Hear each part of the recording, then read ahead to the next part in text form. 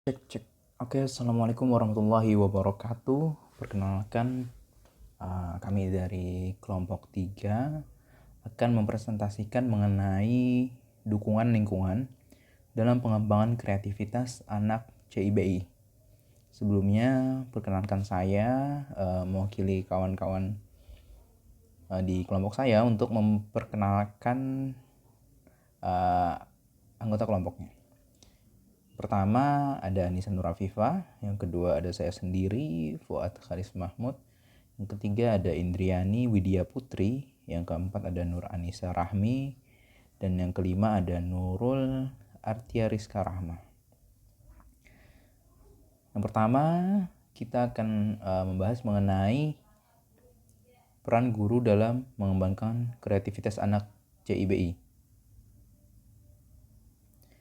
Diperlukan guru yang mumpuni serta guru yang mampu memahami perbedaan karakteristik masing-masing peserta didiknya. Yang pertama, guru sebagai fasilitator dalam mengembangkan kreativitas untuk anak berbakat adalah dengan mendorong motivasi intrinsik dari dalam diri anak itu sendiri. Yang kedua, guru sebagai kolaborator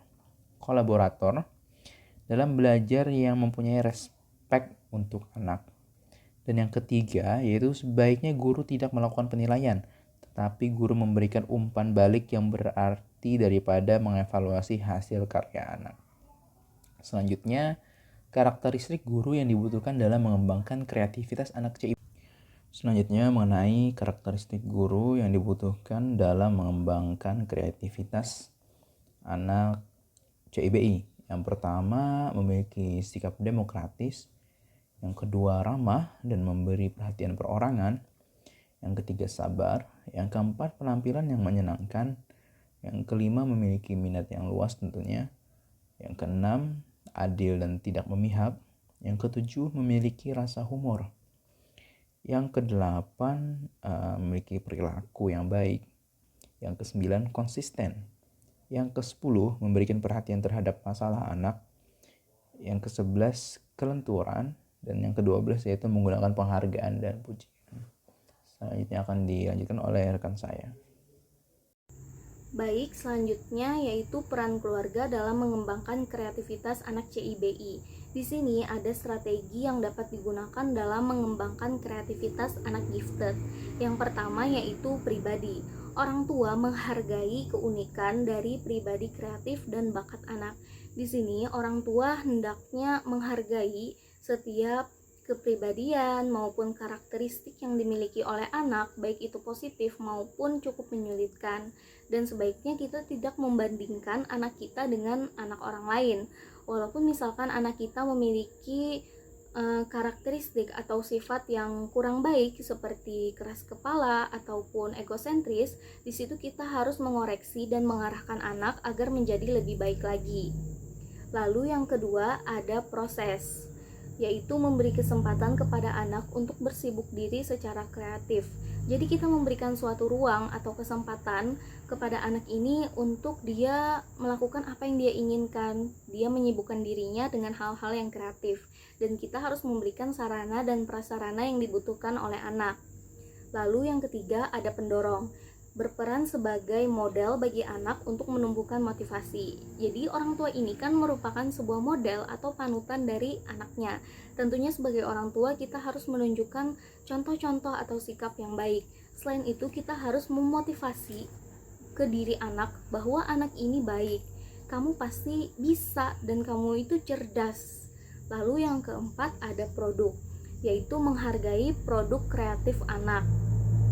Di sini, apapun hasil yang diberikan oleh anak, bagaimanapun produknya, kita harus menghargainya dengan seperti memberikan rewards atau menunjukkan hasil produk itu kepada orang lain, agar anak ini menjadi lebih termotivasi untuk menunjukkan produk-produk kreatif yang lainnya. Baik, selanjutnya upaya orang tua dalam mengembangkan kreativitas anak CIBI. Yang pertama, bila anak menunjukkan penemuannya, beri pujian untuk memberikan semangat. Sebaiknya kita jangan mentertawakan produk yang telah dihasilkan anak, apalagi mencelanya, karena itu akan membuat anak menjadi jera. Lalu yang kedua, latih anak untuk merencanakan aktivitas keluarga. Yang ketiga, berikan ruang khusus untuk anak bereksperimen, tentunya harus kondusif. Lalu yang keempat, biasakan anak menghadapi tantangan dan rangsangan agar menjadi kreatif. Lalu yang kelima, latih anak untuk berpikir kreatif. Misalkan ketika dia tersesat di suatu tempat dan kepada siapa dia harus meminta pertolongan. Baik, selanjutnya yaitu anak yang sedang asyik dengan pekerjaannya jangan diganggu. Mengapa demikian? Karena konsentrasinya akan buyar dan pekerjaannya tidak akan sempurna hasilnya atau gagal sama sekali. Beri motivasi supaya anak dapat mengikuti atau melaksanakan idenya sendiri. Seringkali ide yang bagus hilang dikarenakan anak kehilangan kepercayaan dirinya. Selanjutnya, anak jangan diajari setiap langkah, tetapi sediakan ruang di benaknya untuk membuat setiap imajinasinya berbunga-bunga guna memfungsikan otaknya menjadi lebih baik. Dan yang terakhir, anak tidak perlu dimarahi supaya tidak mengendorkan semangatnya.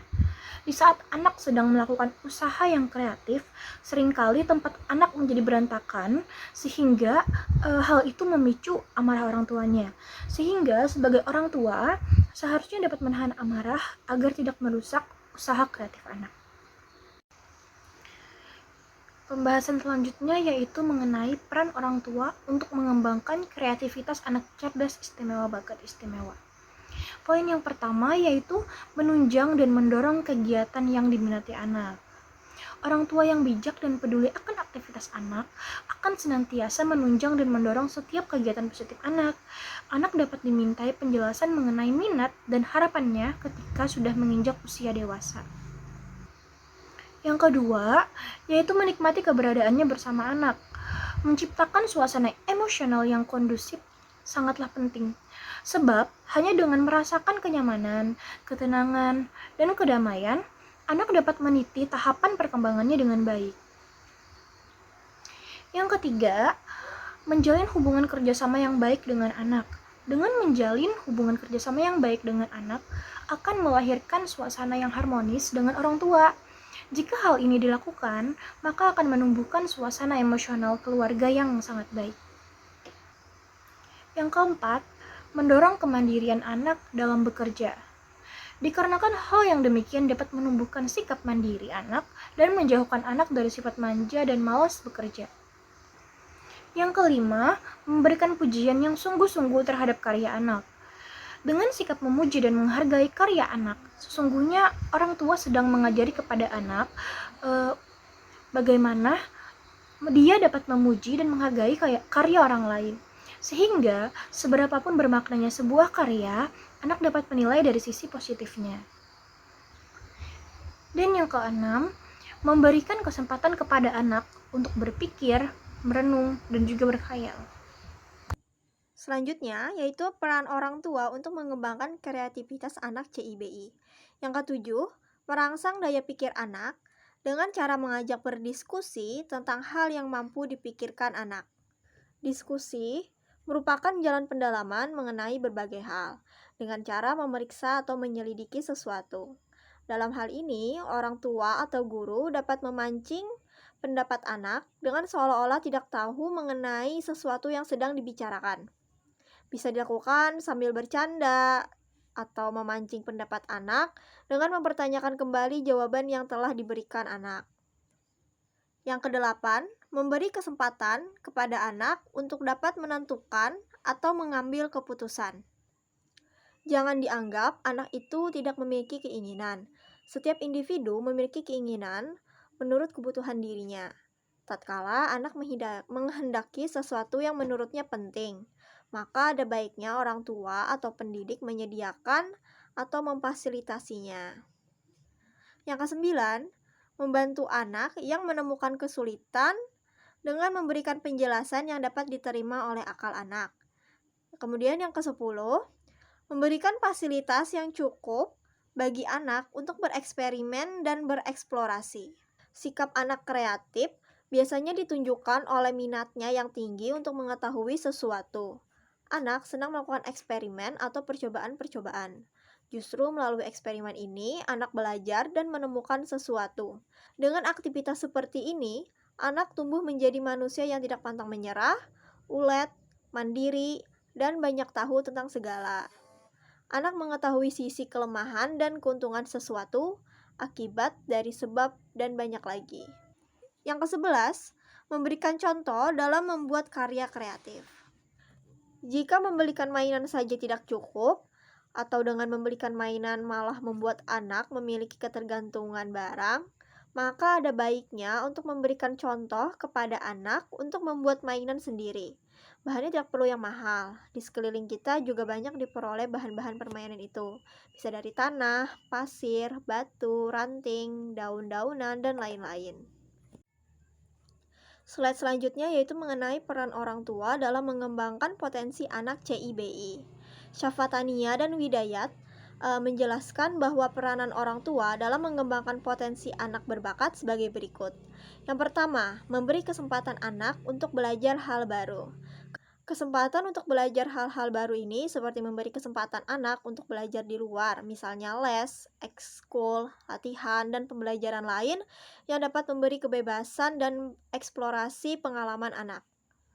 Dengan adanya kesempatan tersebut, maka muncul keinginan untuk mencoba dan memunculkan rasa ingin tahu yang tinggi dan dapat menjadi inspirasi untuk ide baru.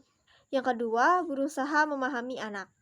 Orang tua perlu memahami dan menghayati perasaan, pemikiran, dan tindakan dari sudut pandang anak. Orang tua harus mendengarkan keinginan anak, menunjukkan orang tua peduli terhadap apa yang diutarakan oleh anak. Orang tua memahami keadaan emosi anak, kemudian memberikan kesempatan anak untuk mengendalikan dirinya sendiri, dan tidak ikut campur untuk menghindari masalah besar.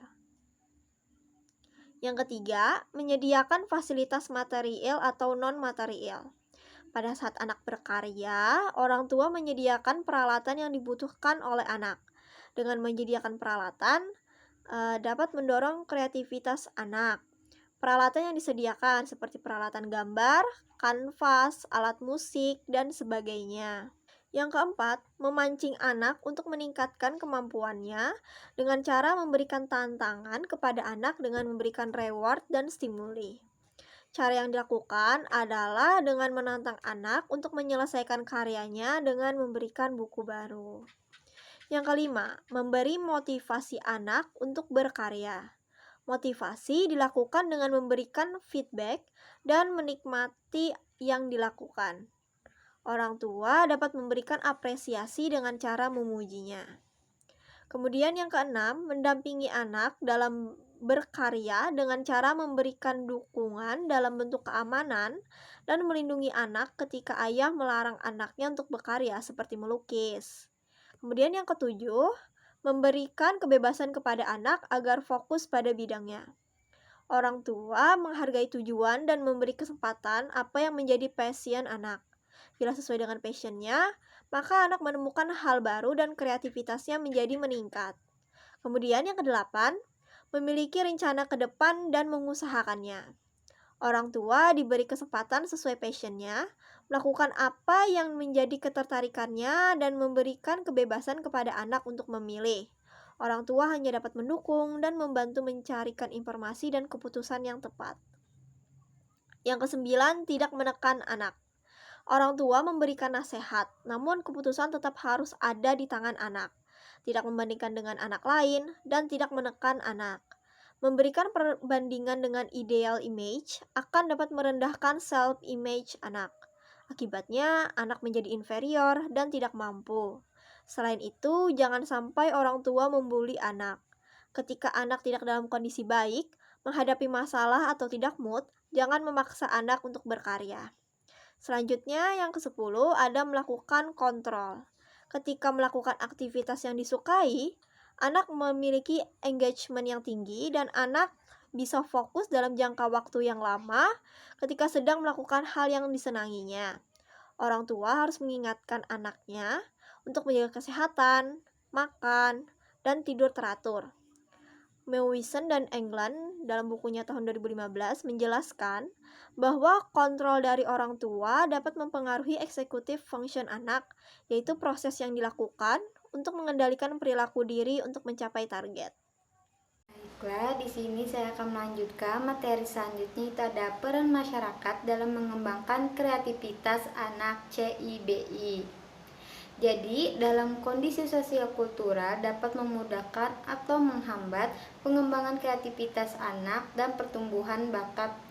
Masyarakat dapat mengusahakan suasana atau iklim yang baik guna menunjang pengembangan kreativitas anak-anak mereka. Yang penting di sini adalah bahwa seseorang merasa aman secara fisiologis dan bebas untuk mengembangkan dan mengungkapkan diri dalam lingkungan di mana ia hidup.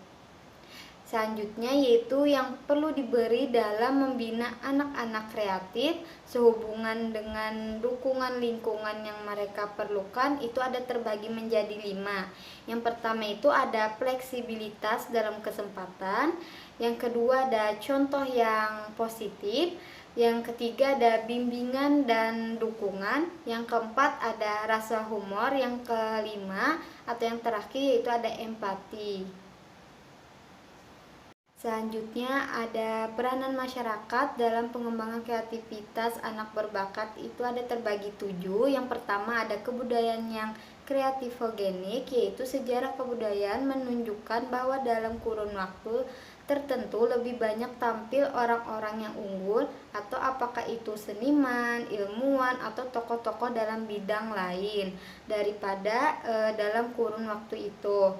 Yang kedua ada kebudayaan, kreativitas, dan keunggulan. Menurut Simonton pada tahun 1978 memusatkan perhatian pada kondisi kebudayaan yang menunjang atau menghambat muncul tokoh-tokoh keunggulan kreatif. Yang ketiga itu ada kebudayaan Indonesia dan pengembangan kreativitas. Menurut Takdir Alis Jahbana menyimpulkan bahwa kebudayaan Indonesia yang baru ada suatu penjelmaan dari kebudayaan dunia yang sedang tumbuh, yang lebih nyata menjelmakan kesatuan umat budi manusia di bumi, kemajuan ilmu teknologi yang melahirkan alat-alat komunikasi dan lalu lintas yang cepat hingga semua manusia menjadi tetangga yang sebasih dan seharapan. Yang keempat ada bentuk kerja sama dengan masyarakat, yaitu kelompok peminat di dalam masyarakat merupakan unsur yang kuat dalam pengadaan program untuk siswa berbakat, terutama di negara-negara yang sistem sekolahnya belum melayani kebutuhan anak berbakat. Yang kelima yaitu ada memanfaatkan sumber daya masyarakat, yaitu program untuk anak berbakat dapat memanfaatkan sumber-sumber yang ada di dalam masyarakat sebagai bagian-bagian dari proses belajar.